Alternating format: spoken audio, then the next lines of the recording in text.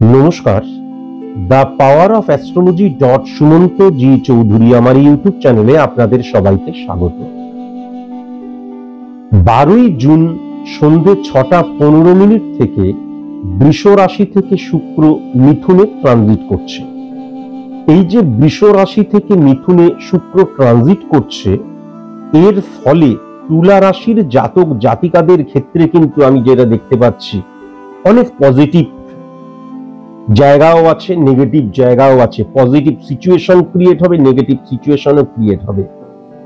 কিন্তু এই জুন মাসে কিছু কিছু ফেভারেবল সময়, এই জুন মাসে কিছু কিছু ফেভারেবল স্পেস, তারিখ বা টাইম আমি কিন্তু লক্ষ্য করতে পারছি। প্রথমেই বলবো 14 তারিখ থেকে 18 তারিখ পর্যন্ত, 20 তারিখ থেকে 23 তারিখ পর্যন্ত এবং 28 তারিখ থেকে এন্ড অফ জুন মাস পর্যন্ত।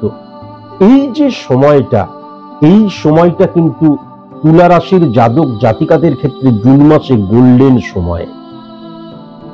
এই গোল্ডেন সময়টাকে কিন্তু হ্যান্ডেল করা ভীষণ প্রয়োজন।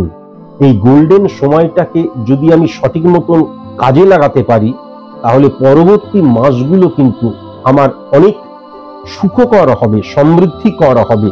এটা আমি লক্ষ্য করতে পারছি।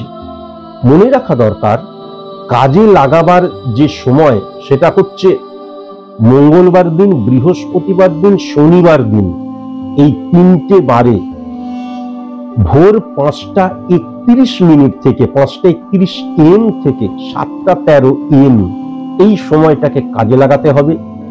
12:33 PM থেকে 2:51 PM কাজে লাগাতে হবে। 4:58 PM থেকে 7:13 PM কাজে লাগাতে হবে। আর 9:13 PM থেকে 10:31 PM কাজে লাগাতে হবে। যদি কাজে লাগাতে পারো, তাহলে নিজেরাই উপলব্ধি করবে সিকিউর একটা লাইফ তোমাদের জন্য ওয়েট করছে। স্পিরিচুয়ালিটি অর্জনের জন্য আধ্যাত্মিক মানুষ যারা, তাদের ক্ষেত্রে কিন্তু এই তুলা রাশির জাতক জাতিকা যারা, তাদের ক্ষেত্রে জুন মাসটা অত্যন্ত পজিটিভ সময়। ঈশ্বর দর্শনে বা মন্দির, মসজিদ, গির্জা ভ্রমণে তুমি কিন্তু আনন্দ পেতে পারো। এই সময়টাই আমি লক্ষ্য করতে পারছি।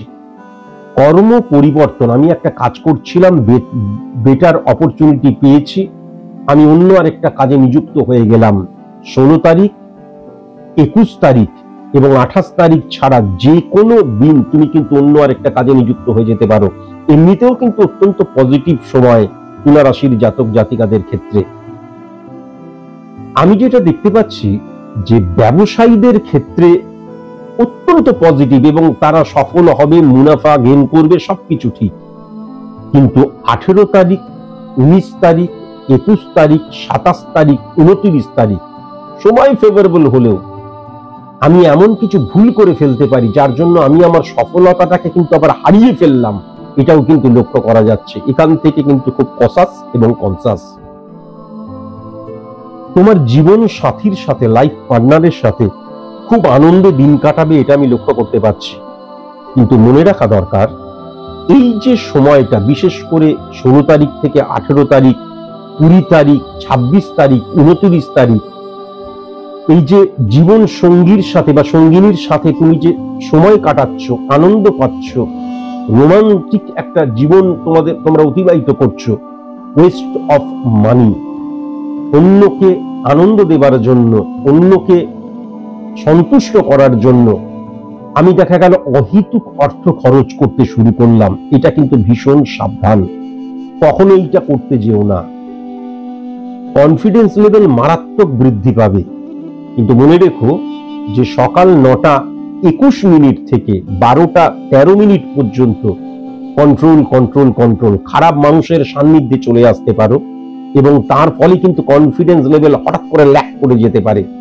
তাই জন্য খুব সাবধান। এই সময়টা খুব কসাস এবং কনসাস।